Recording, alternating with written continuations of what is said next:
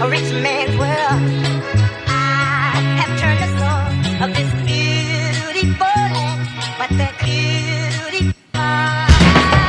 a rich man's world.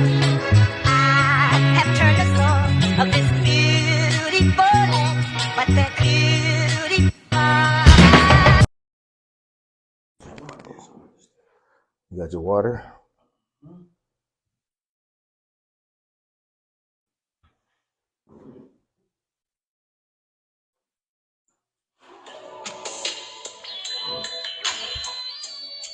Oh, shit, where's my hand?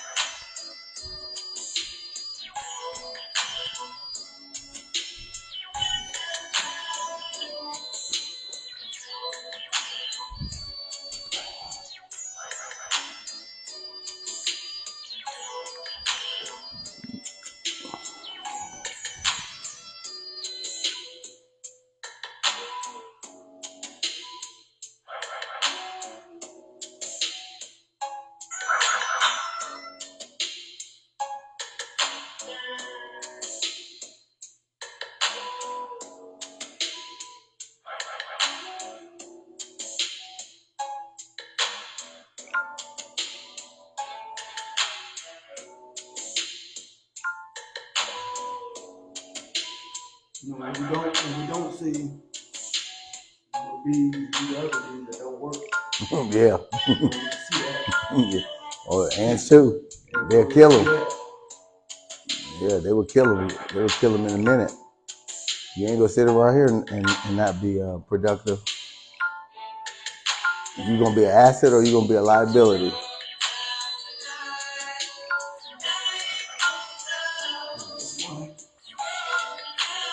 Mm-hmm.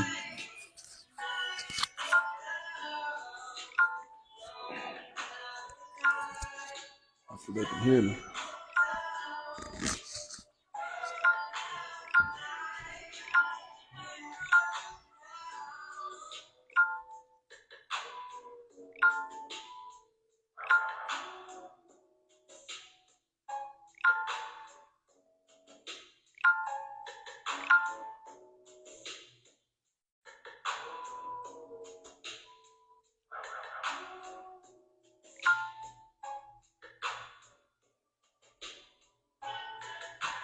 I'm dying to hear what you pulled up. Who? I'm dying to hear what you pulled up. Well, what I pulled up? Oh, I'll wait till you pull it up. Yeah, some of the stuff is similar, but yeah. Oh, really? But You just go more in depth. a little bit.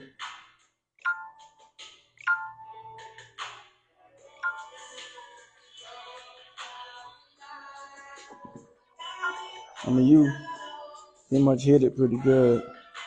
Hey, go ahead and talk. Let me see if I can hear you. Hello? Testing. Testing.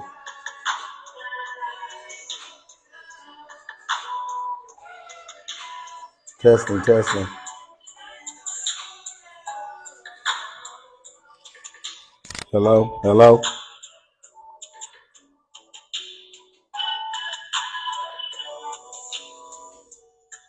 Hello?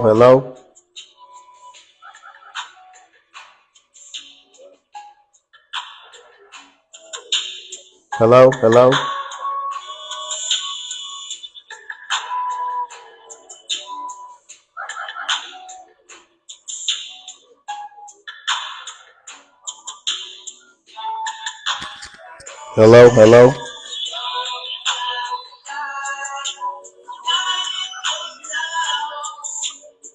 Might be too loud. The music probably too loud.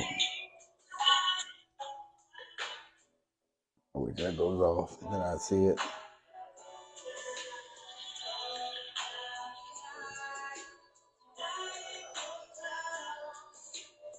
You should have still heard this, huh? You should have still heard this.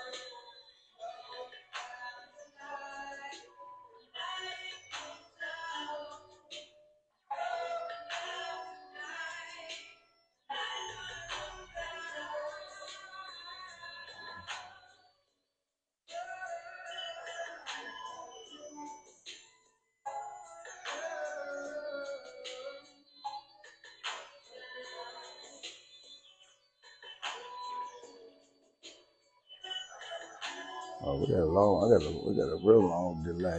I'm just looking at the delay.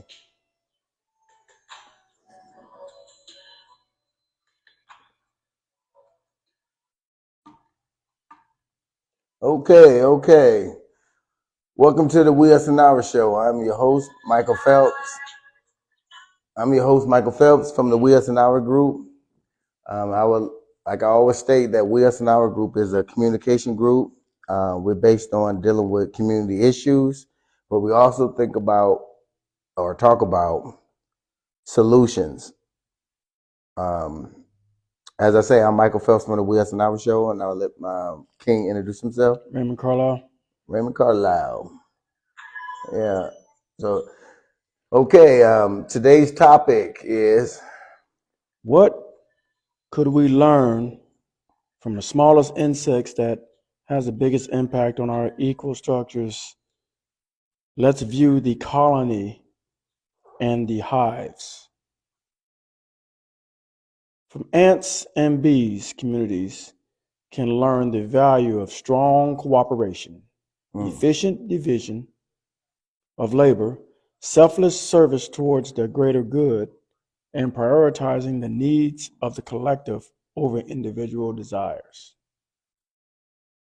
Essentially, working together as a unified unit with each member contributing their specific skills to achieve a shared goal, much like how an ant colony or beehive functions effectively.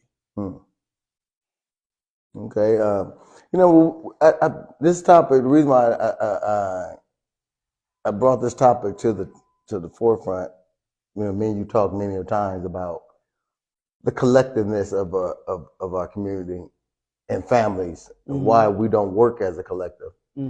So I said, you made me think about some things, and so I had to think real deep, and I said, what would be the best example to think about collectiveness, how to work as a collective, if we want to talk about surface or core issues. When I look at the ants and the bees, it gives me more core understanding of how people, how things work when they work in harmony, and when they're able to understand each position that each individual have. Every ant, every bee is an individual, but when it comes to the hive, when it comes to the mount, everybody has a role to play.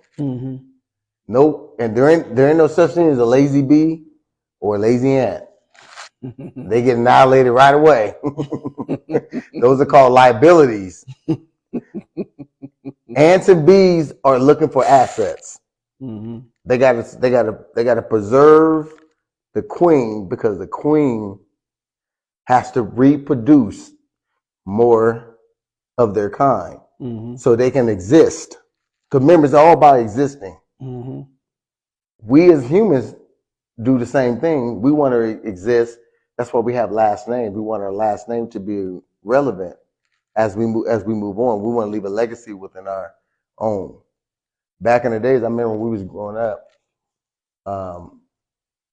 our parents had more than one kid.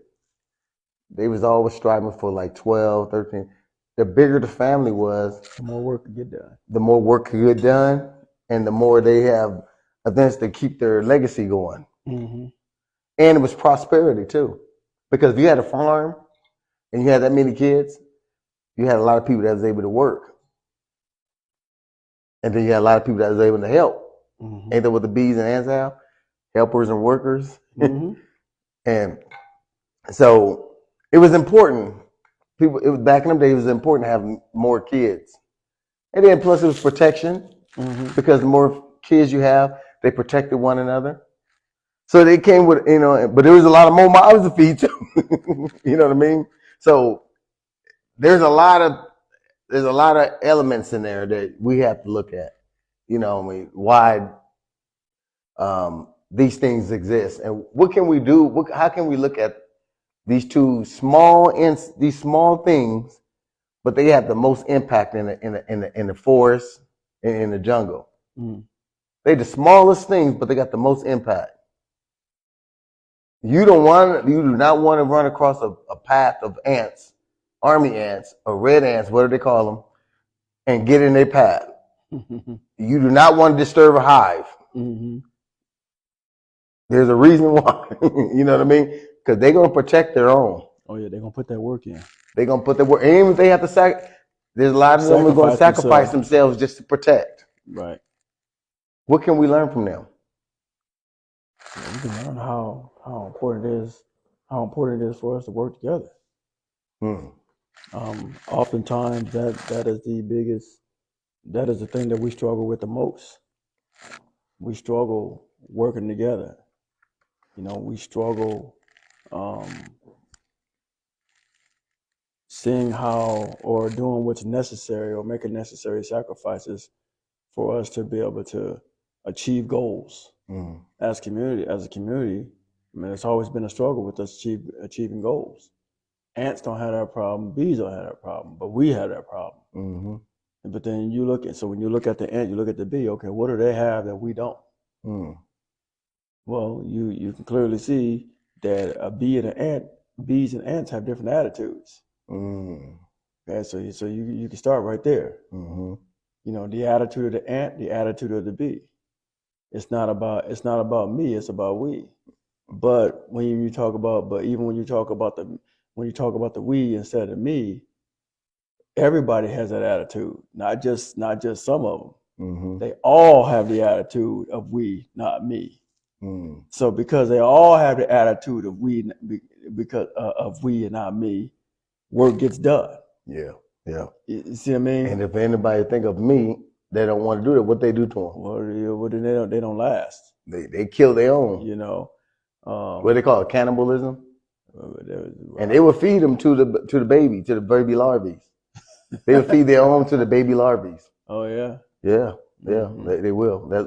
You brought that to my attention earlier. I wasn't even thinking about that. When I put that in there, that they do sacrifice their own. The ones that don't produce anything, their liabilities, they take them out and they would feed them to their babies for them to be the next generation of workers, soldiers, protectors, whatever you want to call them. But you see that there's that attitude that they have is ingrained. And one might be able to even say that it's probably genetically passed down. Or instinctively. Yeah. To survive. Passed down from generation to generation. You don't have lazy generations of ants. You don't have lazy generations of bees. No, you don't. You know what I mean? Because work gets done. Yeah. And you see, anytime if you pay attention to an anthill, you see ain't nothing but work getting done. Going in, coming out, going in, coming out, going in, coming out, carrying stuff. And guess what? It's so funny. They're constantly working. I know. And they don't do it during the day, during the night. They don't. Look. And if you pay close attention, try to step on their path and see what happens. They're going to walk around you. Or they're going to walk around you. Yeah. Or they're going to walk right over your shoe. They're going to walk over you, over you, under you, through you. But they're not stopping. They're not stopping. And that's the point. It's like you try to deter them and they're going to get right back on path. You try to deter them again, they're going to get right back on path. It's just like that right there. You talking about that's determination. That's focus. Yeah, focus. And that is something that we're missing. What do you think? Why do you think we missed that? Because it seems like I'm going to ask you because we grew up together, and when we was growing up, did you notice that wasn't there at that time? Did I notice that there was that we was disconnected? Like, okay, let's start with one thing first. Let me start with one first. All right. Did you know that we was poor when we was young? No. We didn't really come to mind like that. We just did what we had to do to make things happen. I mean, we would have never known that we didn't have toys. Yeah. Because we made our own. Yeah. Yeah. Remember? You We see made what I our own, mean? yeah. We made our own little guns out of the little boards and rubber the rubber bands and the pop, and the pop pop can tops. pop can tops. It's just like we Boomerangs out of a stick and rubber bands. we Our use own basketball we on rings. basketball hoop we use out of a rim from a bicycle. We grabbed an old piece of board out of JC's backyard and nailed the rim to it. Yeah. And made our own little basketball hoop. Mm-hmm. I mean, it's like it had an old piece of board. We had a backboard. It was just plywood. Yeah. It's just like we made toys out of anything. I mean, we did some dangerous stuff. I mean, throwing rocks and shingles at each other. But again, you would have never known that we didn't have a box of toys. Because we made our own box of toys. And you remember we used to walk down the street with our own sticks? Yeah. And twirl them around? Yeah. That was our swords. Yeah. And we made our own nunchucks with our own strings, 2 strings, and you know what I mean? And I kind of perfected that. I took a couple of broomsticks, taking broomsticks from around the house. Yeah, we get whooped for that. Broom disappeared. And took the broomstick and cut it in half so I can make nunchucks out of it. Oh, woo, we got whooped for that. But I mean, it was it was like, and this is stuff that we did together. Yeah. Mm-hmm. We all we worked together. We put things together. Where one person might have had nails, or one other person wouldn't found some wood, or one made our own clubhouse. Yep, made our own clubhouse. I mean, fixed our own bikes. Remember, we used to take a bike all the way apart and put it all the way back together. Spray paint it, everything. Yep. We was entrepreneurs. Right. That's what I'm saying. It was just like it's different. It was different then than what it is now. But we'd have never thought that we didn't have toys. Yeah. That we were poor. I mean, we just like, well, but you know what? If we don't have it, we'll make it. But you know what? But ants do the same thing. Ants do the same thing. But you know what? You know why ants and bees are able to do that? Because they're not sitting inside of the hive or in the mount. Mm-hmm. They're getting out they're getting outside. They're outside working. Yeah. When we was outside, you had a creative thought process. Well, when you stuck in the house playing video games and doing nothing, you don't have no thought process. Well, our parents made us go outside. Yes. We weren't allowed to just stay in the house, just sit around. I mean, first of all, we didn't have games like that. Yeah. We didn't have cell phones. There was no such thing. We might have a little Atari or, what was it, the Atari 2600? Yeah, Atari's, Zelda. Not Zelda. What was the next one after Atari? It was not the Dreamcast. That was later. It was like 90s. The Dreamcast. And then what was that little bitty game? We had the football. We used to play on that little. Oh, the little football game, little white one with the little red. It was all red. I forgot what that game was called. We had that. That was the second. I think that was a game that really was popular because everybody had one of them. One of them. Yeah. But Atari was the big thing back then. I mean, different models of the Atari that came out. Mm-hmm. Graphics got a little bit better over time. Playing Miss Pac-Man and different games that we really like doing. But the point is that there was a type of collaboration going on at that time. There was of course there were little divisions here and there, and we get mad at each other. One day, take my football, go home, or whatever the case may be. Yeah, we all did that. But my frisbee, my football, right, my kickball, give me my stuff. Yeah. But the next day you were over it. Yeah. And you were back out there. Mm-hmm. Because the thing is that if you try to isolate yourself, you didn't stay isolated for long because everybody else has kind of moved on. Yeah. Everybody else kept moving on. And as they moved on, you said, you know what? I'm tired of being isolated, so I'm going to move on with everybody else. So, and I just say that to say that that's kind of what you see. I would just my guess, my opinion. What you see in a colony of an ant, you see in a colony of ants and a colony they don't isolate and bees. It's like they're constantly working. So if an ant, I would think that if an ant even wanted to kind of isolate itself, there's just no way of doing it because everybody's working. So naturally you're gonna want to work because everybody's working. And guess what? And guess what ants and bees do? They don't go back and go keep snitching on the next ant and bee saying that what they're not doing. Yeah. Because if they probably get killed for doing that because That means if you paying attention for them not doing, that means you're Then not you're not doing working. That's an opinion, but Yeah. but from pure observation, they work. Yeah. They work. You don't, the only bee that you see not working is a dead bee, Yeah. and that's because it's in sacrifice itself for the hive. Yeah. It's stung somebody or whatever, and once they sting somebody, they die. Mhm. But other than that bee's working. Ants, like I said, you can try and step in front of them. You can try to redirect them. You can pick them up, take them away from where they are, put them over here, and they're gonna turn around, and it's like a little magnet.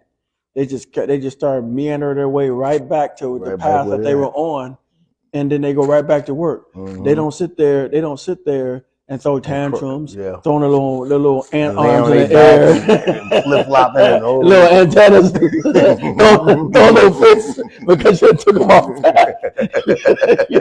They just say, it's just like they just adjust, Yeah. and they get right back on path. And that's the thing, that is something that as a community, is something that we can learn, to adjust, It was one thing that I don't know if I sent that to you. I think I sent you a video. I don't know if I don't know if you got it, but I sent the video where the ants came up with a dilemma. It was a problem. Mm-hmm. They had a gap in the road and they needed to get over to the other side. Mm-hmm. Do you know these ants chain link themselves together and build the bridge so the other ants can go across? Yep. They came together. I'm talking about, and it was a long bridge. They bridged themselves together. They held each other by their teeth and their antlers and legs, and they formed a path so the ants can get over there to get the food on the other side. And then they came back, and those ants stayed there until the ants went and came back. They came back with heavy things that are bigger than themselves. Right. They didn't care. They don't care what the weight was. If they couldn't handle it by themselves, they all carried it together. A group of them would do it. That was important. I was like, man, that is so deep. Yeah, it's impressive. That is deep. And now bees don't do that, but bees have a similarity of the way they do things. But ants are really, really something that we should really be looking at. Bees too. Both of them are very important as far as the unifiable how they structure. work together. Yes. Talk about that a little bit. Let's see. You say you had something you wanted to expand on. Let's see. But let's see what this says first. So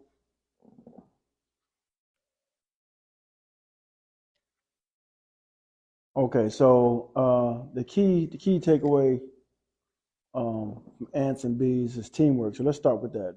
Okay. Speak a little louder so I can make sure they hear you. So the teamwork of ants is what we've been talking about for a minute. And so just some things that I looked up. Now he took his time because this is what worker ants do. They take the time to look up stuff so they can bring the information to the table. Now, what did you bring, worker ant? What did you bring to the table? There you go. And see his little antlers going. So it says, what message do we get from ants? It says unity and teamwork. It says ants are team workers and work together to accomplish things. One ant might seem too tiny, but the whole colony can achieve greatness.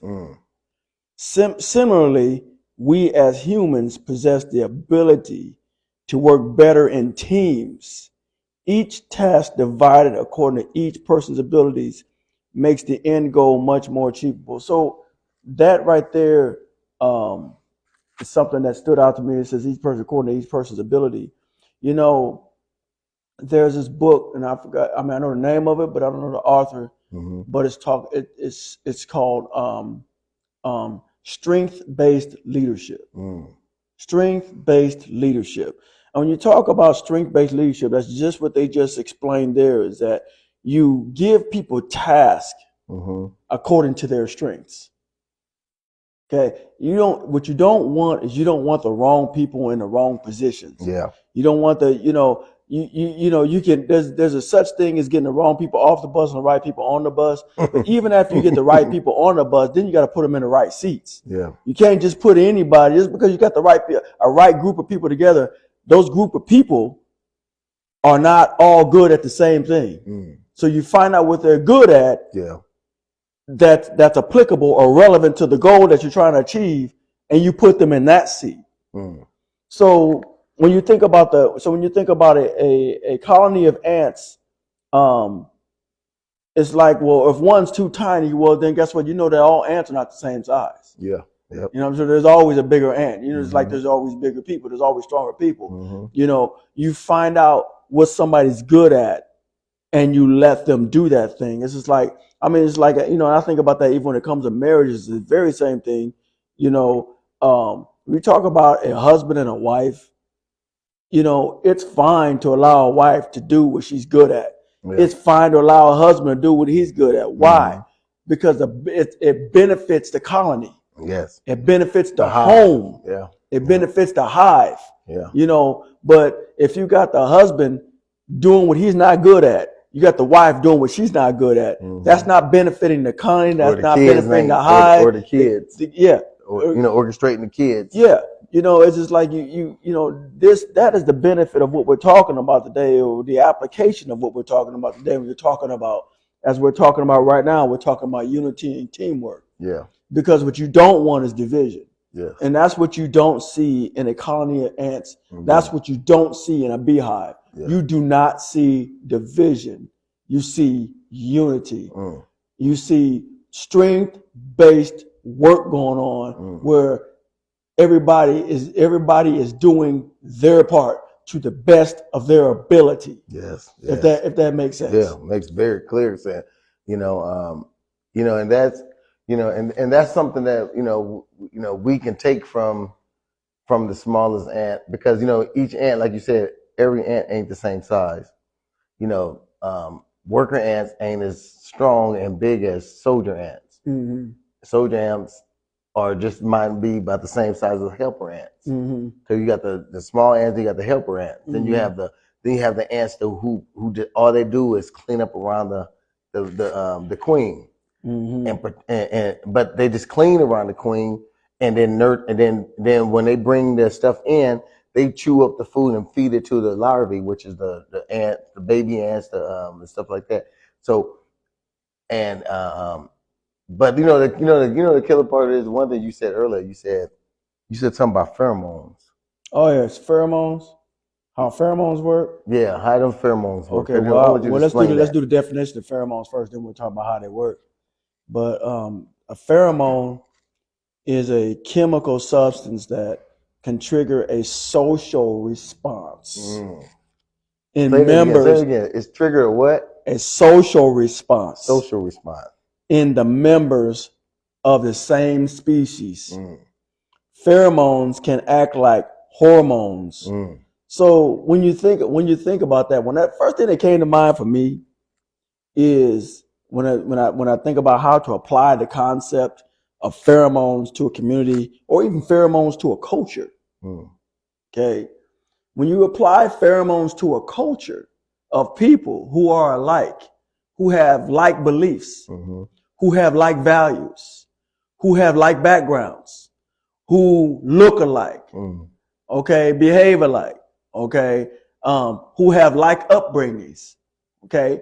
When you think about that, you think about those pheromones, that oftentimes it also brought to minds that, okay, so like in our culture, being black people, okay, we're alike in a lot of different ways because of you talk about history, you talk about background, you talk about traumas, values, all those things, okay. I mean, comedians get all their material from black culture. Yeah. Okay. Yeah. I mean, you know, black comedians get all their material from black culture, and it's like, and then all the other black people who are around listen to them telling these jokes, and it's just like, and just like you can relate. Yeah. You can relate because when they talk about the black mother, you know, they talk about the black father, You know, they talk about growing up in the hood. You know, they talk about, you know, being in school. You know, and, you know, they talk about roaches, having roaches or rats, mice. Not having, you know, when they talk about, hey man, falling down, bump your head, and parents will tell you just lay down, take a nap. You know, I mean, he was busted head with his bill split. I mean, hey, give me some rheumatism. Right. But so when you think about that, those when they're communicating and they're telling those jokes, in a way they're laying down pheromones. Does that make sense? Yeah. They're laying down pheromones that we recognize socially. Yeah. If that makes sense. Yeah. Music does the same thing. Does the same thing. They lay down pheromones that we can relate to. Yes. Okay. It attracts us to. And it right. Does that make sense? A cause. Yeah. But this is see, so that's the positive side. Okay. When you can relate to an individual, or you can relate to a group, you can relate culturally. Okay. But then there's a negative side of pheromones that we can be of a repellent. Okay. Because see, sometimes in our communities, we have particular individuals or groups of people that lay down certain pheromones that are repellent. Yes. So people don't want you around because you lay down a particular type of pheromone. Yeah. You see what I mean? You're antisocial. Yeah. Okay. So people more or less either they push you away or they want to avoid you. So when you have avoidance, when you have people who are pushing away because of the pheromones that you're laying down, then then what that does is that what that promotes is division. Yes. Yes. Okay. Yes, so now you don't have a colony, okay, that's working together. Okay. You have division. Now you have a hive that's not working together. You have division. You know, that makes sense. Yeah, and that makes very good sense. I'm glad you brought that to the table. And I want to add another one that's negative: hypersexual pheromones. In our community, we have our music that they're promoting is making us hypersexual. So everything is about sex, and it's not teaching us about our spirituality. It makes us get away from the spirituality and goes back into the sex role essence. But now everything we think about, every time we see each other, we only see each other as sex.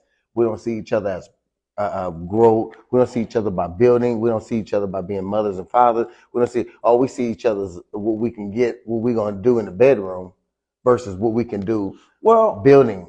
And this is the thing. To touch on that, the reality is that sex was never designed for us to do it with just anybody.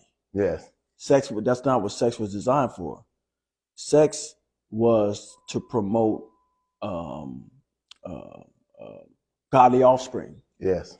That's what sex was designed for. That's what sex was made for. When God said, "Be fruitful and multiply," He wanted godly offspring. Yes. So again, we're gonna introduce that word pheromones again. Okay, that was designed so you have two individuals who are like-minded, or two individuals who are attracted to one another, two individuals that can pick up on a social response. Okay, how can two walk together unless they agree? How can two people have sex when they don't even like each other? Yes. You know, it's like you may be attracted to them physically, but you have nothing else in common with them. So now you have this child that has come from this from this unity, or this coming together, and now the father doesn't like the child's behavior because the child is too much like the mother. The mother doesn't like the child's behavior because the child is too much. The child reminds them of the father. But the reality is that you had no business having children in the first place because you weren't like-minded. There was no like pheromone of attraction, if that makes sense. Yeah. So you came together for the wrong reasons. And unfortunately, that produced a child And that's what we have in the problem. And that's what we have. That's why we got the division in our community. That's why we have so much division. That's part of the reason why we have so much division in our community. It's one part of the it's pie. one part of it. Yes. Yeah. You know, and we're dealing with, and then we're dealing with the aftermath. Yes. For the bad decisions. Right. For the bad pheromones. Because remember they said certain. I don't know if you looked this up. They got certain insects that can mimic the pheromones of the other insects to trap them. So what you just said about the hypersexual, there's people that can mimic a certain pheromone that would attract the women or men, and then they have these babies, and all of a sudden now they invaded that household. Because maybe some households back in the days, men and women weren't supposed to have babies. If they did, they got married. But someone mimicked something, act like he was a good guy, a good person, so the parents allowed him to go out. You find that on dating sites. Yes. Thank you. And then people putting pheromones out there and say, "Oh, I'm like this, and I like to ski, and I like to do this and that, and the other," and they come to find out, you meet them, they don't like to do any of that stuff. Okay, it's like they lied. Yeah. Okay, they put down the lying pheromone, a false pheromone. Attracted victim. They attracted you, and then once they attracted you, you sat down and so you thought you had something that you didn't have. People do it all the time, unfortunately. Where they lie. Yeah, and them insects that did that was out to eat them. Right. So a man or a woman, they do the same thing. They get you there. Because then you find out they're crazy. Then you wonder why you got a stalker. Then you wonder why this person is doing things they ain't supposed to be doing. Flattening your tires, scratching up your car, coming up to your job acting a fool. Right, because you missed all the indicators. Yeah. You see what I mean? They were laying down that pheromone. They were showing you who they were. But because you were too busy looking at other things, physically attracted to their face, physically attracted to their body, physically attracted to material possessions, whatever and you bypass, didn't pay no particular attention to the pheromones that they were laying down. So therefore you missed all that important information. Yeah. Because if you had smelled that pheromone a lot sooner than what you did, you would have avoided it. But because you didn't, because you were so it's like you smell, you walk in the house sometimes, you say, "Man, I smell trash." Yeah. It's like you're like, "What's that smell, man? I smell something." And your little nose kind of leads you to it. You kind of hunt it down. You're like, "Oh man, somebody didn't take the trash out." It's just like. A dead mouse. A dead mouse, leads to a trap. You say, or something that died in your vents or something like that. You're like, I smell that. But see, we need to do that same thing. Those are like pheromones. Yeah. They're those are the same thing we need to do in the relationships. Yeah. You're like, man, something stinks. Yeah. Either something smells good or something stinks. Remember we talked about attitudes. Remember we said attitudes is like a skunk in the middle of the highway. Right. You don't see the skunk, but you sure smell it. You know what I mean? So people have that attitude, and there's the pheromone they're putting out. Right. You know what I mean? So when you drive by on the highway and your car starts to smell real bad, you be like, there's a skunk somewhere. Right. You'll never see it. No. You driving down the highway, you never seen it indicated of nowhere around. No. But it sure gets in your car. As soon as you drove over, and it gets on your skin, gets on your clothes and everything. And now you got to go wash and everything, get that out of there. Right. So we do that. We don't. That's one of the things you just talked about. It's a good thing you said that. Yeah. I like that. So, we're going to talk about then. So let's go to. Let me make sure I stay with the program first. Let me look back and see where we are. We were just talking about teamwork. Now let's go to, how about collaboration? Okay. Collaboration is good because collaboration is up there with communication. Okay, so you got teamwork where people or a group, a hive, a colony, they work together. Okay. We talked about pheromones kind of along the line of communication. collaboration, because when they lay down those pheromones, and what it does is it tells them which way to go. Yes. Yeah. Okay. Yeah. They can also lay down a type of pheromone that'll tell them when there's danger around. Exactly. So those pheromones tell you things.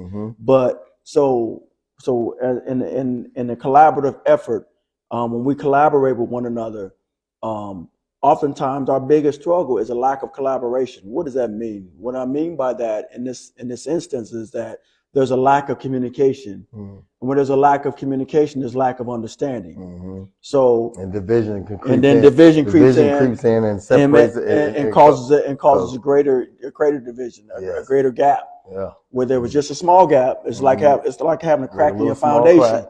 You have a crack in your foundation, you don't do anything about it, and it gradually gets bigger. You know, you say, well, you ignore it. You say, well, it's not a big deal. It's only a little bit of water coming through. And you figure all I got to do is just wipe it up. Or it's like a crack in a window in your windshield.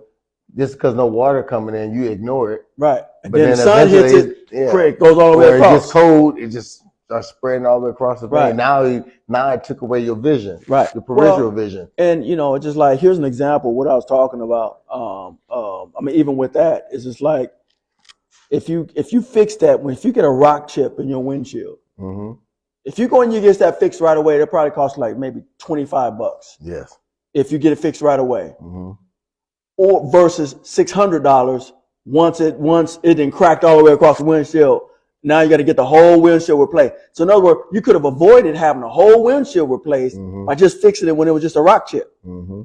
But laziness caused you to wait for it to become a whole entire crack, not a whole windshield. Now you got to take a day off from work. And guess what? An N or a B ain't gonna tolerate that. No, they ain't tolerate that. You being lazy. We cannibalizing you. We're gonna feed you to the offspring. Your butt's on the menu.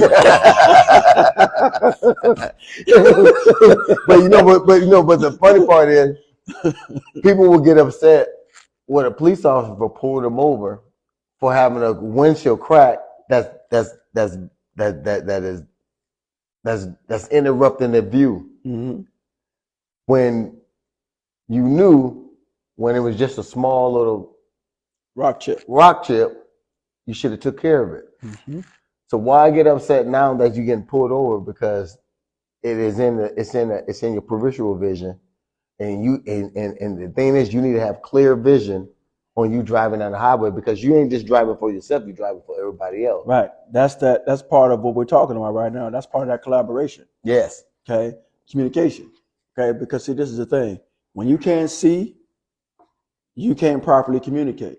Right. When you can't see, things are blocking your vision. When you can't see clearly, then you can't properly communicate to the next one that needs the information that you have for them to better do what they do. Yeah. Okay. Yeah. So in other words, so now you crashing into the back of somebody because you couldn't see that their tail lights came on, or you allowed your side view mirror to get knocked off, right? And you didn't take care of it. So now when you need to switch lanes, you can't look, you can't see, you can't see. So right. You switch lanes and end up hitting somebody. So right. it's the same thing. See, ants and bees won't tolerate that. That's called laziness to them. You know what I mean? They have a strict hierarchy. They have a strict code of conduct and a code of ethics. Right. If you don't follow these codes of ethics and code of conduct, you are on the menu for the babies. Well, you can't miss the pheromone meeting. Because then when you smell it, you won't know what you smell. Yeah. You can't miss what? The pheromone meeting. You said pheromone meeting. They're going to teach you about the pheromones, what they mean. I want them to have meetings, or they just instinctively know the pheromones. Because we have meetings, right, to inform us, right, for those who are misinformed or uninformed, right. So we have these meetings to inform us, right, right. So what kind of meetings do you think they have, right? You know what I mean? So, those are facts, though. Yeah, those are facts. And you know, like I said, you don't want to you don't want to be absent. Yeah. Okay. Because see, when they lay down that pheromone to tell you dangers is there, everybody else gonna know it's dangerous. You're gonna wonder why you're on that path by yourself. You're gonna be talking about where everybody go. And then you come, now you're on somebody's dinner plate because you missed the meeting. And you ain't even sacrifice yourself for the good. Right. You're not even sacrificing yourself for the good. You just a sacrificial lamb for no reason. Being stupid. Missing the pheromone meeting. Oh my gosh. Oh my gosh. And you know, we got a lot of people that do that. Yeah. You know, maybe they'll miss the meeting because guess what? Oh, I want to hear I all got something that. better to do. Yeah, I got something better to do. Or I want But communication is rules the nation. You know, Exactly. sometimes I think we forget about how we communicate. Right. At least we know with ants and bees, they understand proper communication. Right. They understand that there's a job that needs to be done. Right. And if we're not doing it, then it's not going to get done. Right. By thinking that it's going to get done. Right. They know that we have to get it done, and they're not lazy. Right.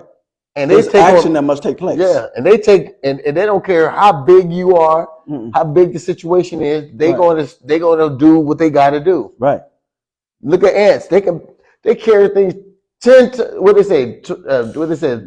their weight. Yeah, either 10 or 100 times. I mean, it's a lot. It's a lot of weight that they carry. And guess what? And they don't just walk it. They don't walk that big thing for small distances. No. They got a long distance to walk that thing. And they don't got no technology. Nope. They ain't got no equipment. Oh. It's them. Labor, their own labor. And you know what else is nice?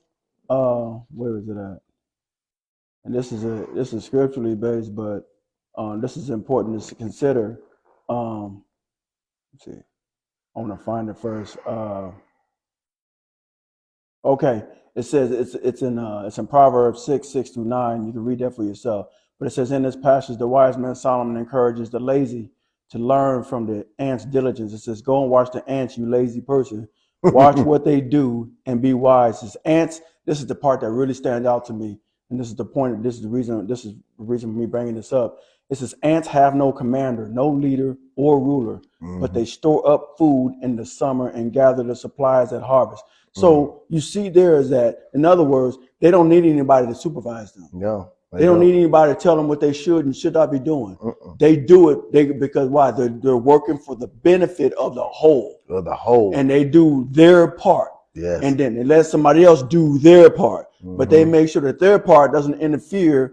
The part that they're doing or not doing does not interfere with what somebody else is doing or not doing. Does that make sense? Yes, it makes big sense. So that's something that as a community we can learn, because when we talk about, just like, name a show, we, us, and ours. When you talk about the we, you talk about the us, you talk about the ours. You see, there's no I in there, and so when you operate from the position of I, now you're being selfish. So you say, well, this is what I want. This is what I want to do. This is how I feel. This is about me. So when you operate that way, you're not being a team player. You're not collaborating properly. You're not communicating properly. You're not communicating effectively. Matter of fact, you're putting down a negative pheromone. So you're causing people you're repelling people. Yes. You're repelling family members. You're repelling the community. You're repelling your children. You're repelling people at your job. You're repelling people in traffic. You're repelling people at school. You're repelling people everywhere you go, because you have you're repelling your teammates. Right, you're repelling your teammates. Why? Because people don't want to work with you because you don't collaborate properly.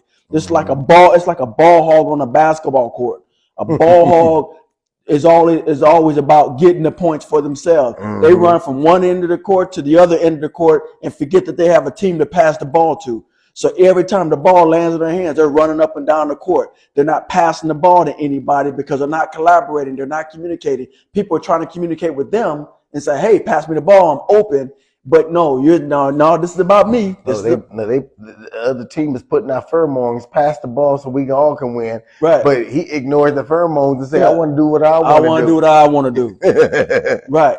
You know, because I want to be the star of the team. Right. You know what I mean? And there's no star in I. No, it ain't. Right. It's about we. It's and that's and you might be the best scorer, you might be the best player, but guess what? I was watching a video, and it was a basketball clip of Magic Johnson. Man, I call him the GOAT. Everybody keeps saying Jordan and all them, but the reason why I like Magic Johnson, because Magic Johnson was able to do things. He always would do things behind his back and pass the ball. He was so good at passing the ball. Mm-hmm. You know what I mean? He was good at getting that ball to people without the other team know how he's gonna pass it. Mm-hmm. That was important to me, and I said, man, but he don't get called the GOAT. They liked it Jordan because Jordan was able to make 42, 3, 60-something points a game. But see, Magic Johnson was able to make everybody in the team points to win the game. Mm-hmm. By passing the ball. By passing that ball, doing that, because that's what he was. That's what he was when he was a center or point guard. Mm-hmm. But I'm just saying that's just my opinion. You know, a lot of people might disagree, but that's just what I felt. Mm-hmm. Magic Johnson was a GOAT, and I think he needs due credit because that guy was bad at getting that ball off to other people. Mm-hmm. I'm talking about, I seen him do stuff that I didn't think nobody can do with passing the ball. Behind his back, over the he'll fake it this way and pass it that way. I'm talking about he was just doing stuff that got, and it made other people shine. So I always say, we gotta look at stuff, and that's what ants and bees do. Mm-hmm. They make each other shine by all of them working together. They not one individual ant thinks about himself. Not one individual bee think about themselves. They think about the whole. They think about the hive and they think about the colony. And it's all about protecting the queen because the queen has to produce more of them. So they already know their life is short. Their life is going to be short-lived. So they have to think about the future. That's what the bees and the ants think about. They don't think about themselves today. They're not present thinkers. They are future thinkers. That's what makes them powerful. Yeah. Because they think for the future. They plan. And so that's what we are messing up at as a culture because we only thinking for now. Mm-hmm. And if we thought for the future, we would prepare ourselves a little bit more differently and we would act differently. Mm-hmm. They said our community, they said $1 in our community only lasts what? About 10 minutes? I mean, not even minutes in the community. When you go to other communities, it lasts 30 days, 60 days. So that right there tell you that what pheromones are we putting out? Mm-hmm. What structure are we looking for? Mm-hmm. So when someone gets in our path, what do? We go the other way. Mm-hmm. We don't try to find a way to go over it, go under it, around it, or through it. This is going to lead right to that right now, what you're talking about. Go ahead. Perseverance. It's another thing I looked up about the ant. It says ants are not intimidated by the size of their workload. Thank you. Okay. And that's exactly what you were just speaking to. Mm-hmm. Not being intimidated by the size of the workload. In other words, because and the reason why you don't have to be intimidated by the size of the workload, so you can always be intimidated when you feel like you're by yourself. Mm-hmm. Yeah. Right? Yeah. When you realize you're in a group, you realize you got a whole colony backing you up. You don't never have to be you don't never have to be intimidated by the size of the workload. Why? Because you realize you have help. And you ain't worried about no cutthroat. You're not worried about that, but why? Because you realize you have help and you realize that everybody's working together. You realize everybody is about the goal that must be achieved. Yeah. So when everybody's doing their part, nobody has to feel like nobody has to compete with one another. It's not a competition. So you don't have to worry about somebody trying to get over on you, somebody trying to cut corners on you, somebody trying to steal from you, somebody trying to rob you. You have to worry about that. When an ant's carrying whatever it is that they're carrying, you can best believe that they don't have some ant on the other side of the road trying to rob them of what they got. And and the good thing about the ants and the bees, one thing, and I wanted to make this clear because I want us as our community, because this is where our division come in at. And please hear me, people. This is where our division come in at. We separate each other by sex. You're going to have people arguing, oh, she's a queen. There ain't no male patriarch. There ain't no male. There ain't no, it's a matriarchal world. That is one-dimensional thinkers. The thing about that queen, a male cannot produce offsprings. But guess who's surrounding that queen? Males. Protectors. To protect her, and not because she is in charge of them. See, this is one thing you got to understand with the ants. Because they value her. They value her because she's going to produce more offspring. Because of what she provides. So, and they're going to take care of her. So, as us, even men, I want you to look at this too, because we don't want to keep getting caught up in this male patriarch and this matriarch mindset. Let us understand that everybody has a goal. Everybody has a mission. Everybody has a job to do. If it's to protect our women and children and elders, then so should it be said, so should it be written, so should it be done. That's what we're supposed to do as men. And if a woman, her job is to help the man and be there for him as he is there for her, that's our job.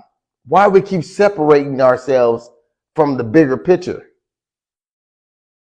We get into semantics. We talk semantics when we're talking to each other about who is this and who is what.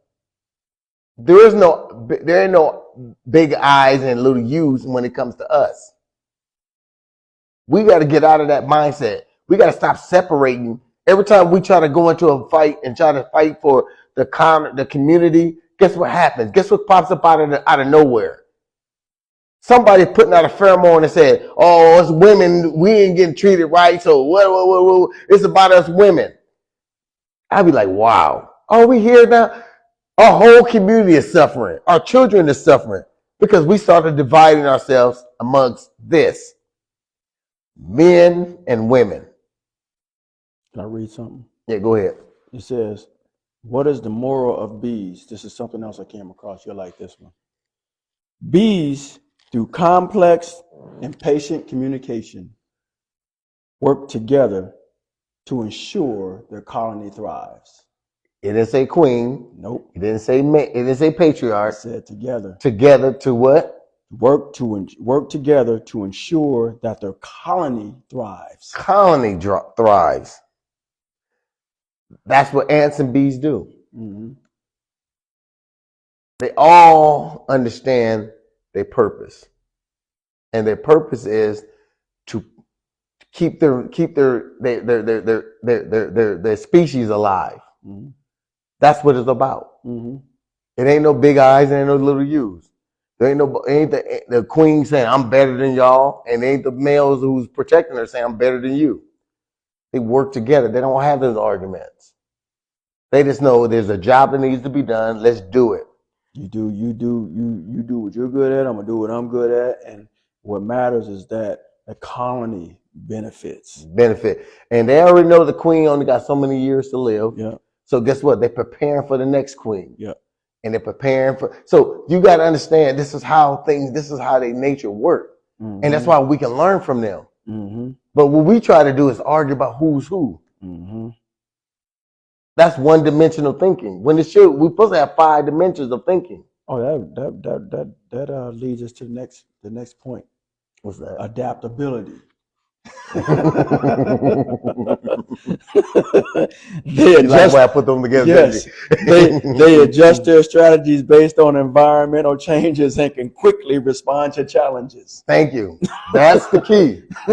But see, and this is why we had this conversation. We were talking about this. Mm-hmm. You know, and I'm just like, this is where what makes us effective. Make us effective as a group of people if we think like them, act like them, and do like them. Mm-hmm. Because there's none of us. We're not the type. We're not. They said God gave us what? He gave us dominion over all things, right? Mm-hmm. So now, how is that we have dominion over all things and we act uncivil compared to the things that are civil? That shows us civilization. Mm-hmm. Those ants and bees show us what civilization looks like. Mm-hmm. But we supposed to be over dominion over them. Mm-hmm. Now we can go in there and conquer them because we use chemicals, we use smoke, we use all kinds of different things to control them, right? Mm-hmm. But guess what? They still keep doing what they do. Mm-hmm. Even though they can go in and capture the bees and put them in these little things and say it is not, but they know not to go in there unprotected. Right, they got that much sense. Humans know that common sense. Mm-hmm. We're not going to go in there unprotected. because they're going to tear us up because they're going to be a unified force. Yes, you know what I mean? And they're going to sting you to death. That's what I'm saying. And why are they going to sting you to death? Because you disrupting progress. Thank you. That's why they're going to sting you to death. Not for malicious reasons. They're going to sting you to death simply because you disrupting progress. In other words, you're a threat to the hive. And you're a threat to the colony. queen. Yes. You're a threat to the colonies. That's the only time they're going to go in defense mode, because they're going to protect the work that they're doing. And so in order to get back to work, they're going to stop the threat, and then they're going to get right back to work. Yes. That's how they do. They don't keep coming after you. Why? Because now they're distracted. Neither one of them allows themselves to be distracted. They protect. They go into protection mode to protect the work that needs to be done, and then they go back to doing that work. And that's the thing. And you know what? And every ant, they had their army ants. They had all of that. But guess what? Even helpers, even the automobile ant, they turned to army ants to protect. They don't say that. Oh no, we're just gonna send the soldiers. Soldiers might need more backup. They just automatically, instinctively say, we got to protect. If we got to give our life, if we just give our lives, why don't we do that? What do we give our lives for? What do we do? We give our lives to be individuals, to say that I'm me. It's about minds. That's what we do. I don't understand this. Well, that takes us to the next one. Which one? Selflessness. Selfless. Okay. Individual ants and bees often sacrifice their own needs to serve the greater good of the colony. Sacrifice their own needs. I mean, if an ant haven't eaten or drunk, it knows that it has to make sure the hive and the colony is being provided for first before they even want to eat or drink themselves. They're going to bring all that food down. You think they're going to stop in the middle of the road and say, I'm going to chomp on and eat because I got to. No, you don't see that. You don't see that with ants and bees. They carrying that stuff back. No matter how drained out they are, how tired they are, they going to take it back to the hive. They carry it all the way back. And when they get to the hive, that's when the distribution go out. And that's where the taxation come in at. They distribute out accordingly, properly. And that's one thing we don't do as a community. We stop. Because remember when we was growing up, I remember that everybody was in the neighborhood had farms, had gardens, I mean. And in the gardens, everybody came together and was distributing what they grew to make sure, oh, my kids ain't hungry. Oh, no, don't worry about it. We're going to make sure such and such, the Phelps over there get something to eat. So they send over squash and everything they need. So that family over there will eat.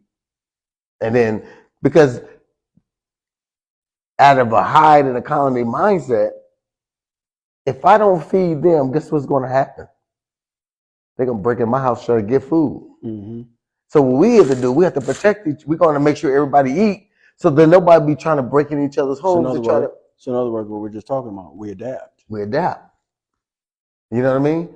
And we learn to respect the fact that I have plenty and they don't. So let me get some extras over there so they won't come over here and rob me. But see, nowadays everybody lives so close quarters.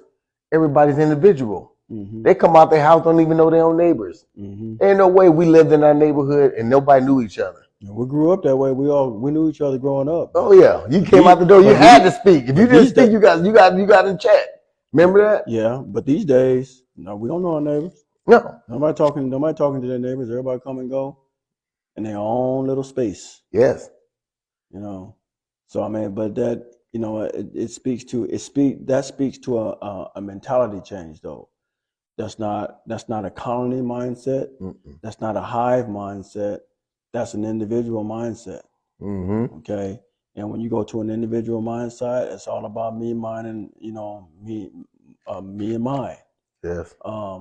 But then the flip side of that is that there's a reason the community has gone to a me and mine. There's a reason for that. Mm. You know, it's like people would love to be able to live next door to you, but sometimes you have people who live next door to you who are disrespectful. Yeah. You ask them politely. It's just like when you look on Friday. Remember on the movie Friday, the dude with the nice yard kept telling them to stop walking on his grass. Stay off my grass. Yeah. But it's just like, but for the simple fact that he was always out there watching his yard, he shouldn't have had to watch his yard. Mm-hmm. He should have felt comfortable to be able to come and go without Debo breaking into his house, climbing through his window. He should have been able to feel comfortable to come and go without people coming through his yard, killing his grass, because he put in all that hard work to have a nice yard. Yeah. But then you felt that it was okay for you to tear up his yard, so you weren't being a very good neighbor.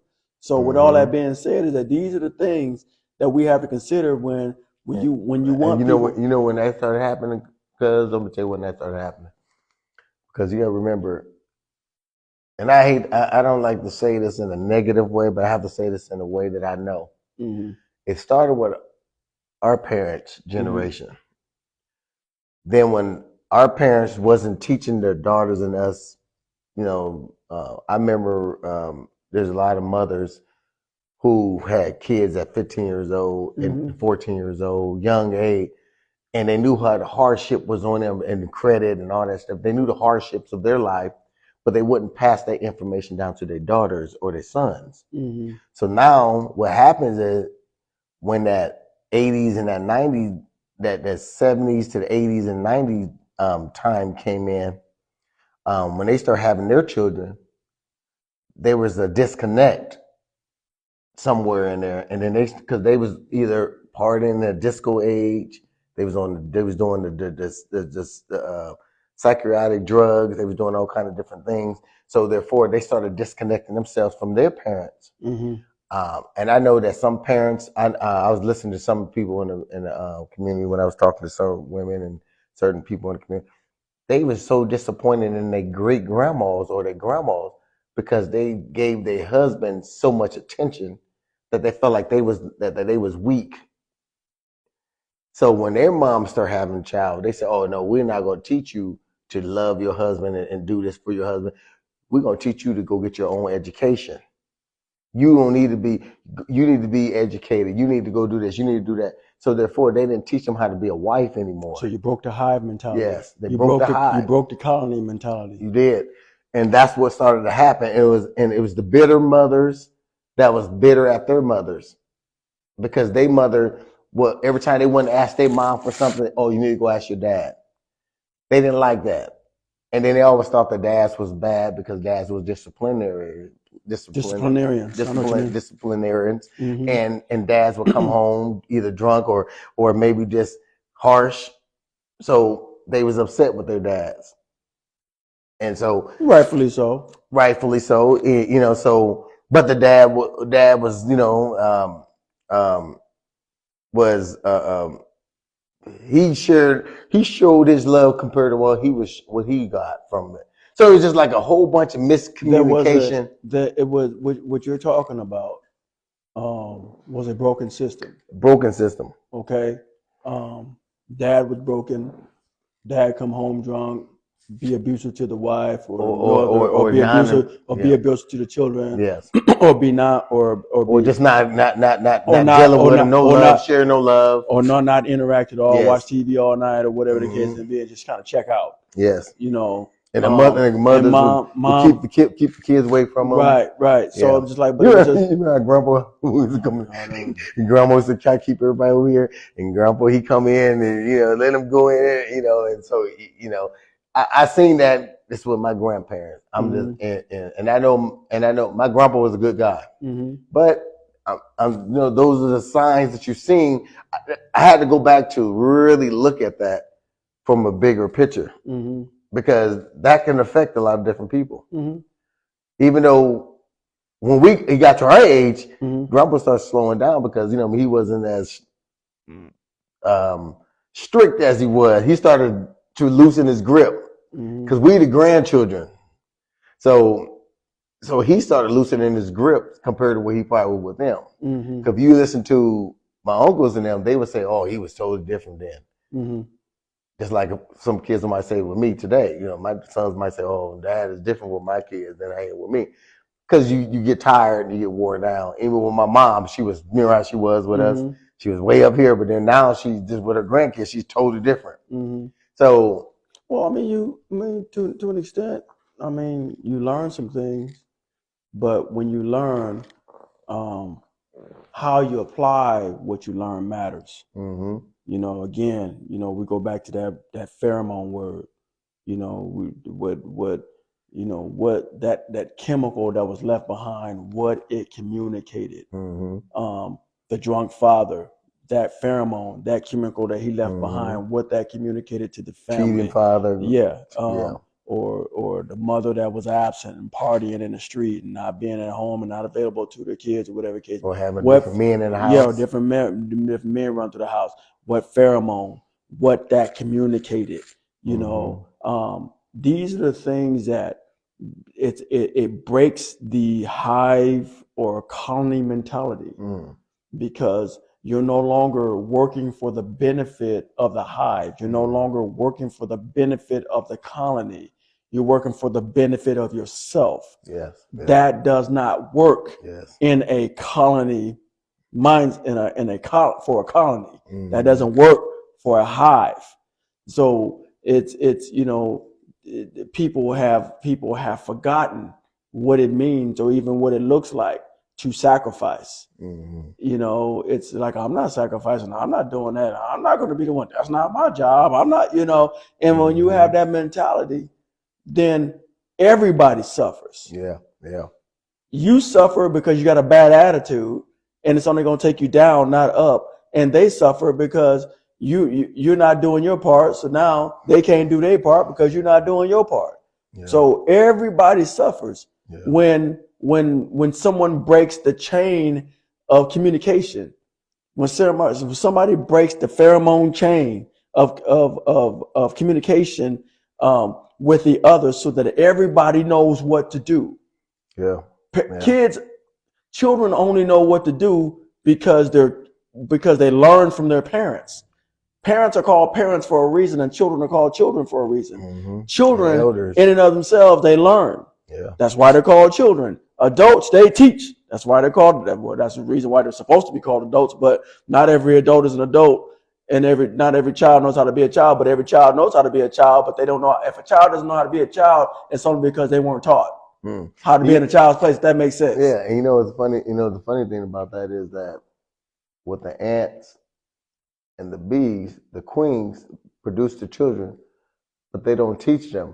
It's the hive. It's the whole hive and the whole colony teaches them. You know how to hive, but you know how the whole hive teaches them? Because they have the same structure all the way down the line. True, but guess what? Because how they're teaching them though? Through pheromones and everything. Yeah, but they're teaching them by showing them. Yes. In other words, those little children, those little small little ants and those little bees, they watching. They sit around and they watch what the adults are doing. Yes. And guess what? Then they know what to do because of what the adults are doing. And that's with a lot of pride. That's what a lot of other animals do the same thing. Even with you know, lions. I watched zebras and the gazelles have their babies. I'm sorry. This is important that y'all understand this. Zebras, gazelles, there's this bunch of them animals in there that, soon as they have their children on the plane, do you know that calf has an hour, just an hour, to figure out it has to keep up with the herd? Can you imagine you getting out and you just now seeing the world? Right. And your legs ain't strong. You ain't never worked, you never ran, never walked, never did nothing. You got to learn to walk, then run. Right. Immediately in 1 hour. Instinctively, they got to know. And the mother urges them to understand, you need to do this. And she's nudging them. She's nudging and she's giving them that information immediately. Yes. Soon as they come out, after she eat all the afterbirth and everything off of it, she's immediately telling her, you got to keep up. If not, I got to leave you because I got to produce more. I'm going to have to produce another one if you don't survive. Oh, that was a fact. She tries her best to try to protect it, but then she realized that, oh man, I have to leave him there because he's not making no effort to get up. Mm-hmm. Instinctively, that's what they have to do. Birds do the same thing. Birds do the same thing. When they kick their birds out the net. Oh man, eagles are very important, and a lot of people don't know about eagles. Eagles push their nest way up in the highest mountain or the highest tree. Yeah. And guess what? They put you. Do you know that they go get thorns and put at the bottom of the nest? Mm-hmm. So because when they sit down, they pricks them to tell them that, oh, it's time for you to go. And guess what? The eagle has to look down and say, wow, that's a long drop. He never flew in his life. So he's like, hey, I better learn how to fly. I'm gonna have to figure either he's gonna sink or swim. And guess what? It's a harsh reality. Yeah. So some people say, well, I ain't gonna push my kid out the nest because I didn't. Okay, you know what? Then you wonder why we got a bunch of entitled kids around here because these kids don't know how to survive. Because guess what? You might not want to push them out. Just think something happened to you and you pass on. How are they gonna learn then? Right. Do you know how many boys, young men, are upset with their mom because they feel like their mom didn't teach them how to be men? Do you know how many boys are out there mad? Why do you think they're so angry at women? I'm being honest. I hear them. They will go off, and the reason why they treat women like they do because they mad at their mamas. And that's sad. We all get mad because we seen things growing up. It ain't that we don't love our mamas. No, we love our mamas, and we will fight tooth and nail for our mamas. But that don't mean we wasn't upset with some of the things that happened in our lives that affected us growing up. But the bees and the ants, they don't have that. They don't have those complexes because they run a strict structured program. Yes, that program is unflawable. They don't have that. And if you don't do your part, they get rid of you. They would attack you and they will feed you to the baby larvae. Look it up. That takes us to the next thing. Organization. Their societies have clear hierarchies and structures, with each member knowing their specific roles and responsibilities. Yes, about. That's what I'm saying. And it's important. And it's important. And guess what? When it comes to discipline, there's no interference. Right. They don't interfere when it comes to discipline. If they see that this ant maybe might have a deficiency or maybe it might be weak, because the weak dies, the strong survive. They know that they cannot carry the weak for too long. They give them a certain amount of time to get up in order to get up. The same thing with you on your job. You get hurt at work, how many months you got to get to recoup and get back to full capability? Right. If not, you lose your job. Yep. That's a structure. Yep. They'll make an adjustment for you for a little bit. Yes. And then if you can't recover, then eventually you're gone. You're gone because they can't afford to keep. No, they're not gonna pay you. They're not gonna pay you for not being able to do a job. Exactly. You know what I mean? They're gonna sever you. Yeah. So we have to. And if you ain't taking proper measures, like for things like that happen, like short-term disability and long-term disability, so you got to be prepared for stuff like that too, because you don't know what can happen. Right. You know, you got to have insurance. You have all these things, and this is what comes with understanding pheromones and stuff. You lay your pheromones down. Families quit out here trying to beg the community to help take care of your kid. Guess what? Send those pheromones to your family and say, hey, look, we need to be making sure everybody's covered under some type of insurance. This is what order is. Communicating with each other. This is what order is. I'm not going to stress myself out when your son is out here doing some stupid stuff or your daughter, and then they get hurt. And now you asking us when I'm going through something I could be going through something at that particular time, and you asking me and something happened tragically immediately where I am going through something myself. You want me to help. Sometimes that puts stress on the whole family, and that causes the breakdown. Oh yeah, I mean, well, there's a breakdown. I mean, there's a breakdown in attitude because it's like, unfortunately, when like you said, what the ants and what the bees do. You know, ants like, hey, if you're not a worker ant, you on the menu. So you become part of the menu. But it's just like, you know, when somebody in the community, when somebody who's part of the colony or part of the hive sees something that's out of order and they go to address it, and then you step in front and prevent the necessary teaching that needs to take, or the necessary correction that needs to take place. Don't talk to my child. Don't do this. Don't do that. But then when something tragic happens, then it's like, oh, okay, now I need your money. Yeah. Okay. I didn't need your opinion. I didn't need your words of wisdom. I didn't need your teaching. I didn't need your correction, but I need your money. It's like, you see, it's like that's not a colony mindset. That's not a hive mindset. That's an individual mindset. Yeah. That's a selective mindset where one says, okay, I don't want any of that from you, but I want this. Okay. Wow. And when you're working for the benefit of the hive or the benefit of the colony, you got to take everything that comes along with it. Yes. You've got to work through the whole process that comes along with it, the good and the bad. Okay. And so you know, just like we were talking about with the zebras, you know, what a mother would have to make, and basically an in the moment decision that after a moment of trying to protect her calf, you know, and then all of a sudden, okay, you're not getting with the program. I told you have to keep up. I gotta leave you. I got 10 hyenas coming at me and they're gonna eat me alive. Right. So I gotta leave you. I gotta leave you. But so again, and then she got to stand way off to the off and look and watch her baby being eaten alive. Right. Exactly. Ain't that something? Right. So that's part of that organization. So those hierarchies that you put in here are not just about the mother. It's not just about the father. It's about the community. Because when we were raised, it was about the community. The community corrected. Wherever you were, the community corrected. Then you got corrected again when you got home. But the world that we live in today, the society that we live in today, don't say nothing to my child.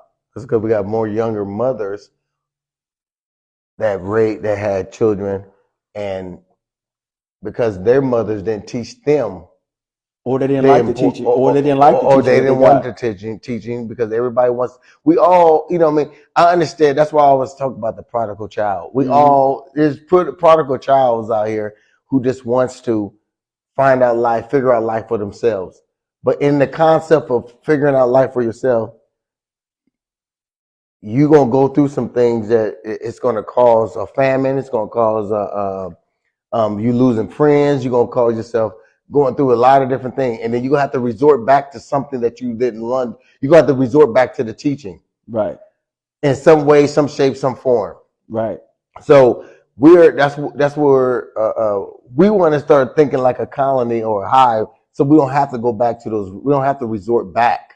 We want to know now. This is what we're saying. This is why we brought the bees and the ants to the subject matter, to the table, because 306 degrees of understanding is a thing that we have to understand, that this is what happens when we overlook things and we want to go and do things for ourselves on our own. We never gonna be alone. I hear people say all the time, well, I got to work on me first. Well, how can you work on me when you got neighbors living right next door to you and you got 5 children or 3 children, 2 children or 1 children?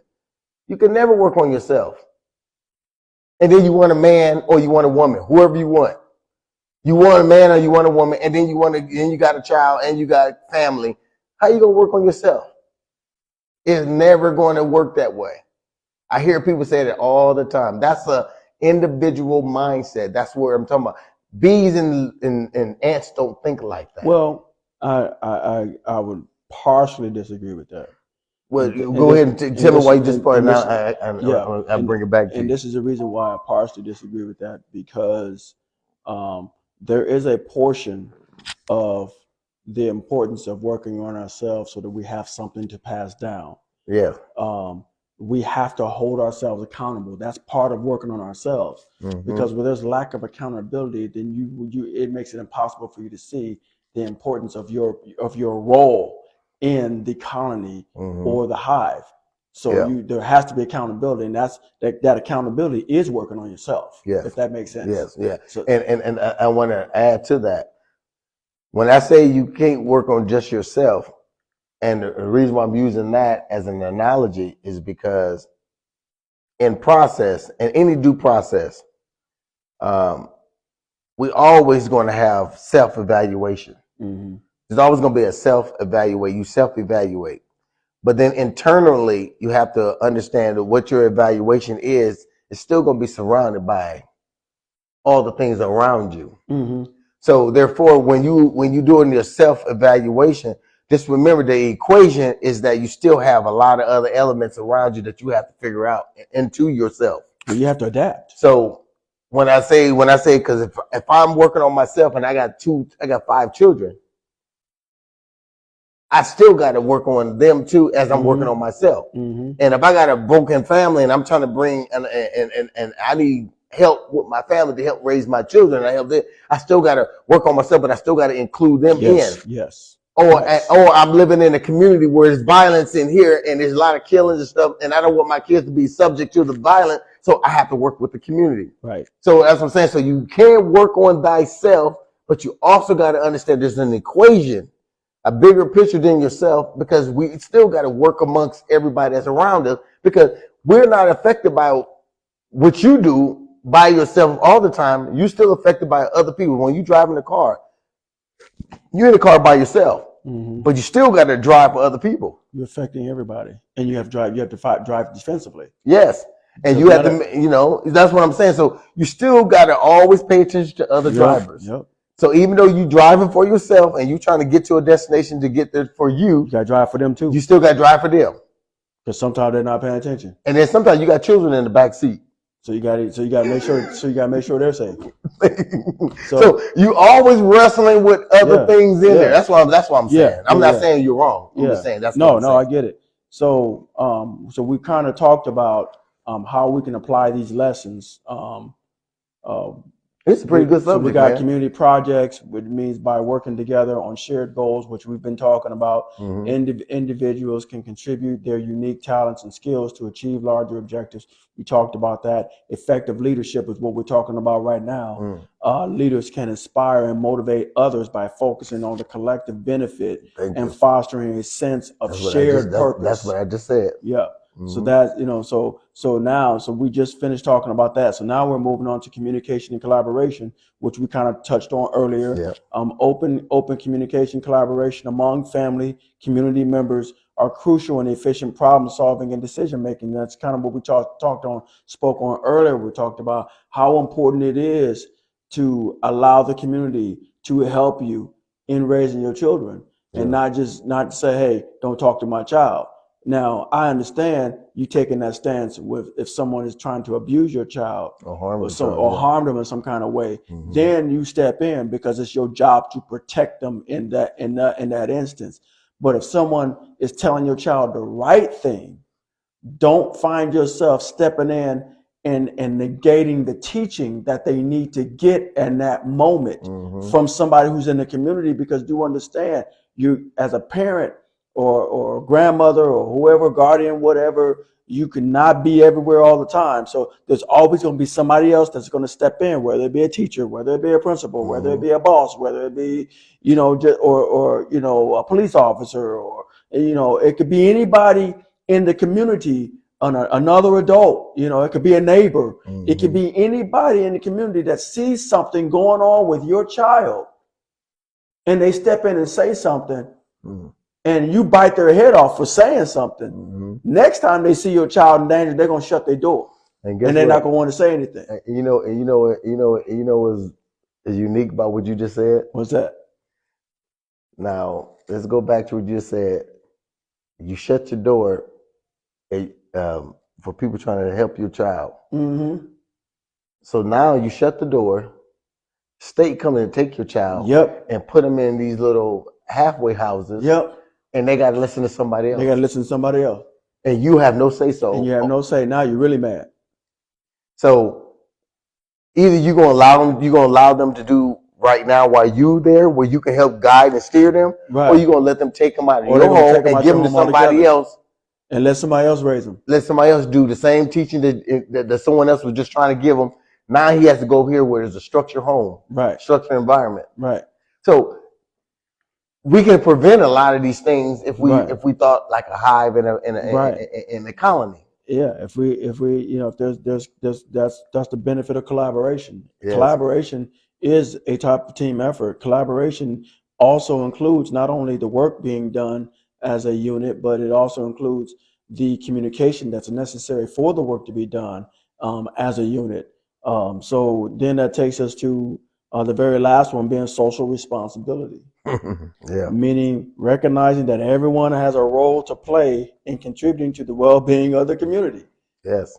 You know, that's that accountability. That's that accountability we kind of mentioned earlier. When everybody does their part, we all have to do our part. It's like it's like the saddest thing. Here's an example of not doing your part. Just like, or sometimes being inconsiderate. Sometimes in the community, people will stop in the middle of the street and have conversations, have no concern about people who are behind them. And then they dare you to say something about them being parked in the street, having a conversation with somebody and blocking traffic. When these people have some place to be, that's not being community mind. That's not a community mindset. That's a selfish mindset. And that so then you get mad if someone says something, if someone toots their horn at you or whatever the case may be. You want to yell and cuss and get out your car, want to fight. Out a gun, it's like all that could have been avoided if you just had a community or a hive or a colony mindset and say, you know what, hey, let me do my part. Let me pull up. If I want to have this conversation, and it's important for me to have this conversation, let us pull off into a parking lot somewhere and have this conversation. So we're not blocking the flow of work that needs to be done because now we're affecting other people with our nonsense. So that's just one example of things that we ought to consider. We ought to be considerate. That's part of that responsibility. And the social responsibility is, knowing that like certain children, certain men are raised by mothers, and their adaptability is adapting what their mothers do around them. She yells all the time. She's emotional. So you get a lot of young men, when it comes to a conflict, they get right into that same mode, set of thinkers. A father would teach his son if he's more manly, if he got more of the, I ain't gonna say manly, I'd say more of a consciousness, so he'll be like, well, son, you need to think about things before you just react. Like me and you, we would sit down and tell our son, instead of just going off of emotion, I hear my son doing something wrong and I'm just gonna jump on the other people because that's my son. No, what we do, we rational thinkers. We're gonna ask our son, we're gonna say, what was you there, this and that. And by law and by principles and by understanding, we know what our sons do. We know what kind of kid we have. So we're gonna always listen. We're gonna look, listen, and learn before we just approach a situation. We're gonna learn about the behavior of our child, and we're gonna listen to what he does or how he acts around the house, and we're gonna learn his behavior. So therefore, when we hear certain things and it registers to us that, okay, I know how my son is. Yeah, that sounds like my son. We're not gonna go and just go in on a teacher or somebody because that's our son. We're gonna be rational. We're gonna take it. We're gonna be rational. We're gonna say, okay, well, thanks for telling us. Hey, if my son gets out of hand, now we don't want any and everybody disciplining our son if we don't think they have their best interest. So we're gonna let them know, if my son gets out of hand, you can always call me. Call me first, and I will get over it. I'll get him. That's what we do. And we don't do it in a negative way. We don't go out yelling and screaming and all that. That's just not me in nature. But when they call you, actually do something about it. Yes. Don't say, oh, you say you're gonna do something about it, and you don't do nothing about it. Then when the child Mm-hmm. get home, you say, man, I knew that teacher was crazy, whatever case may be. Yeah. You know, you start talking about the No. teacher. Then that Yeah. why? Yeah. Because what that child gonna do, that child gonna be just like Kevin Hart. He said, my mama told me to tell you to mind your business. It's just like one of those things. It's just like, look, Yeah. like I said, there's that stuff that's in comedy. Mm-hmm. That's real stuff. Yeah. That's the stuff that goes on in households that is passed down and communicated within our culture. Hey, Go ahead. Go finish. I'm sorry. No, I'm just saying this is stuff that's passed down and communicated in our culture. Hey, that's not healthy. And I wanted to add to what you just said because I picked up my grandson yesterday, Mm-hmm. and we was driving in the car. So I was driving him to go get pizza. So he was like, "Grandpa," I said, "What's up?" I said, "What's going on?" He said, "I don't like Donald Trump. He's a racist. He don't like black people. He's always talking bad about black people. He this and that." I said, "Who told you that?" "My grandma." So I said, "Oh yeah." So I had to think before I said something because I didn't want to just derail him from what she said because that's what she feels. Mm-hmm. So I told him, I said, well, grandson, maybe she has her opinion. That's a good opinion. I said, but did you listen to him yourself, or do you just going off what your grandma said? Well, my grandma said that he's racist and this and that. I said, I tell you what you do. Just go and hear him yourself and then hear what he got to say and then come back and talk to me about it. I don't want to listen to him, grandpa. He's terrible. He's not a good man. He's not a good person. I don't want to hear what he got to say. I said, okay. I said, all right. I said, okay. Well, okay. Well, I stopped talking to him after that because I didn't want there'll be issues. I didn't want it to be like I'm degrading his grandma and tell him that, that's how she feels. Because she said that Kamala Harris should have been the president and, just that. So I just left it alone. Mm-hmm. But see, you have to see, but that's hindsight 22. You have to have that when you do it. Because if I would have said, "Oh, your grandma don't know what she's talking about," she just wanted a black woman because she's a black woman, and what it wouldn't have made it would have confused him. It would have got worse. It would have got worse. So I just figured that I just listened to him. His confusion would have got worse. Yeah. So I just let him vent. But I'm hoping he don't go to school with that mentality. Mm-hmm. Because now if she putting the poison in him, and I hope she's listening. If you're putting that poison in him, just remember that's gonna come back and bite you. Because if he goes to school and say that same exact thing to the wrong person, to teachers and stuff like that, that's not his color, and they're gonna think he's racist. Mm-hmm. So you have to be careful. We have to be careful what we spill into our children. Well, we want to set them up for success. We don't want to set them up for failure. And I'm not saying that she doesn't have a right for her opinion. Because she does. But just make sure that these children are sponges. They don't know nothing about racism until we teach them. Right. They don't know nothing about sexism until we teach them. Right. They don't know nothing about hatred until we teach them. Well, and then not only that, as a community, this is part of our culture has always been we run off of hearsay. Mm-hmm. We don't go out. We're not known for doing our homework.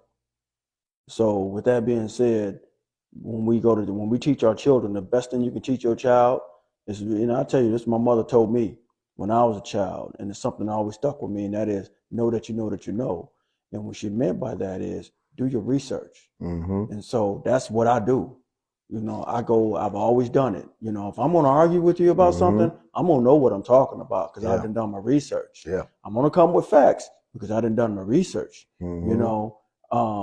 So, before you go jump into somebody's aid, do your research because for all you know, they wrong. Yeah. They ain't gonna tell you that they wrong, but by the time you do your research on the back end, after you land up in a hospital bed, you realize that you being in a hospital bed could have been avoided because you didn't realize that they were wrong. Mm-hmm. You see what I'm saying? Mm-hmm. But you just hurried up and assumed that they were right.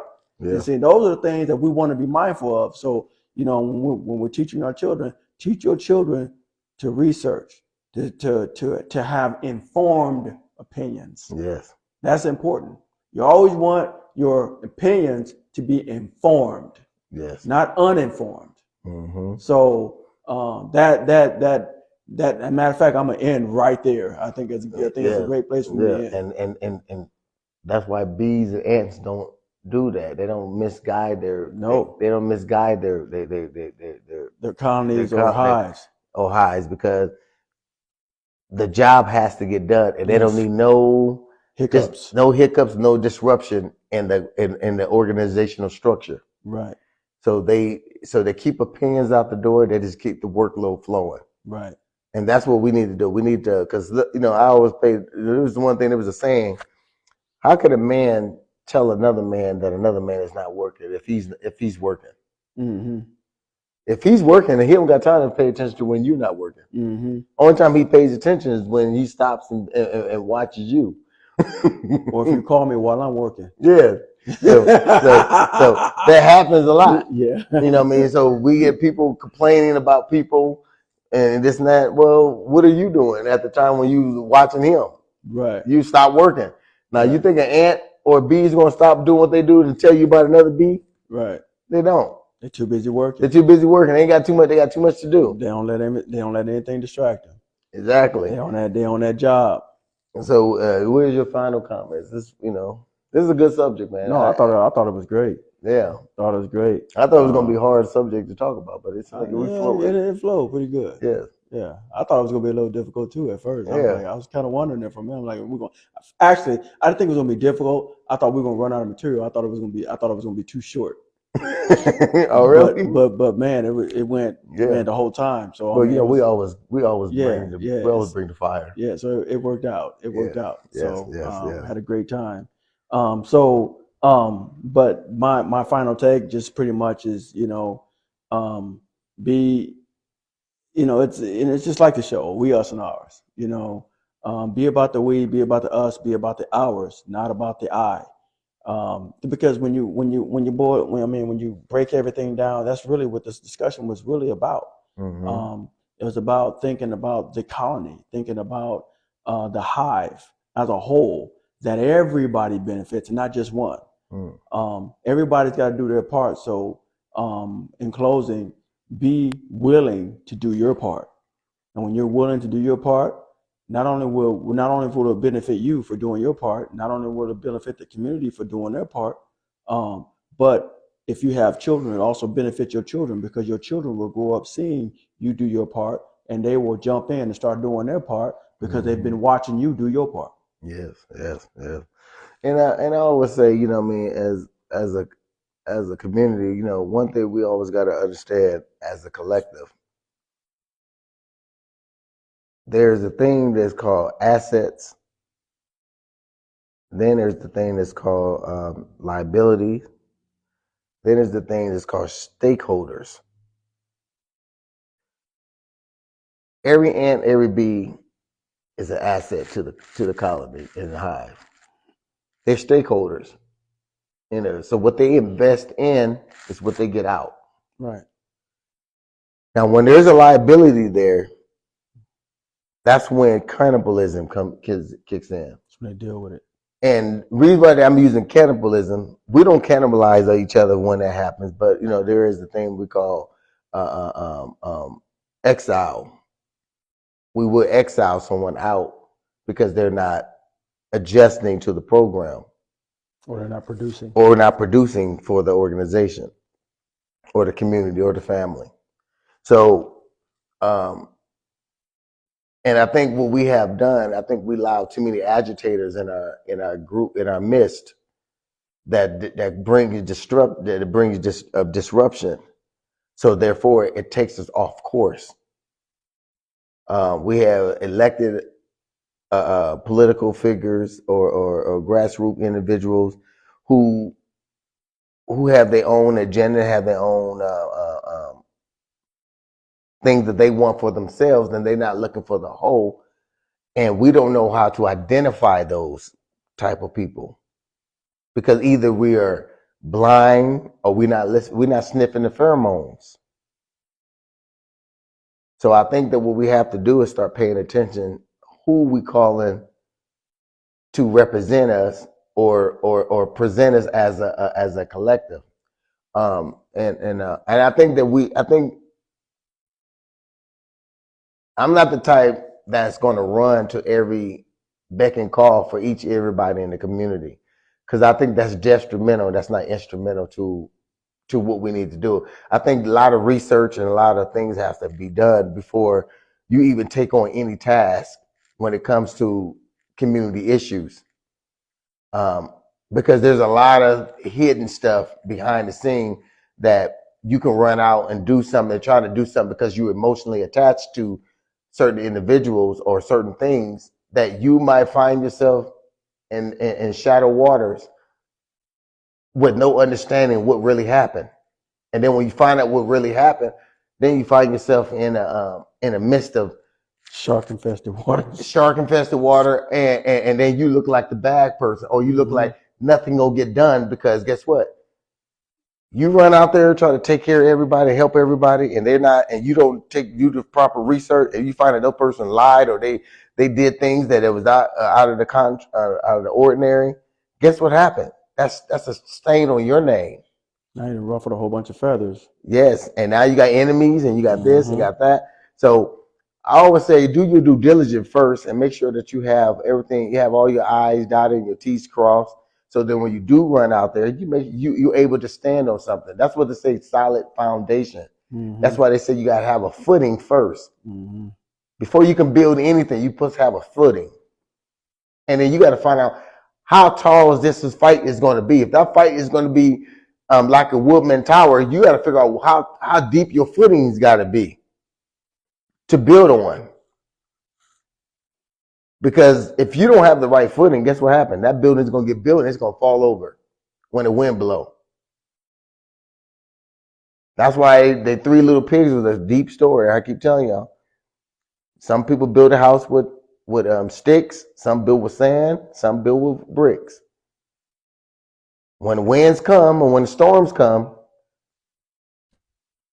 look to see which one stands during the test of time. That's why you don't see a lot of grassroots guys. Because some of them built their houses on sticks and some of them built it on sand. That's why we ain't winning. You have not yet to see a stone house built. That's why our community is in the dire mood that we're in. Some of these people just cry wolf, and they ain't gonna, and when you ain't gonna stand by you once you go help and try to protect them. And you don't want to put your neck out there for people that ain't gonna protect it, who ain't gonna put their own neck out there. You got too many people sitting on their hands complaining about who ain't doing what. Man, come on, brothers and sisters, man. We gotta hold each other accountable like the hive and the bees. I mean, like the ants and the bees do. If you want to take the fight to the table, you want to take the fight to them. Come on, ants, gather up. No matter how big it is, we small fighting these giants. Guess what? Ants is going to still pick you up and carry you back to the colony.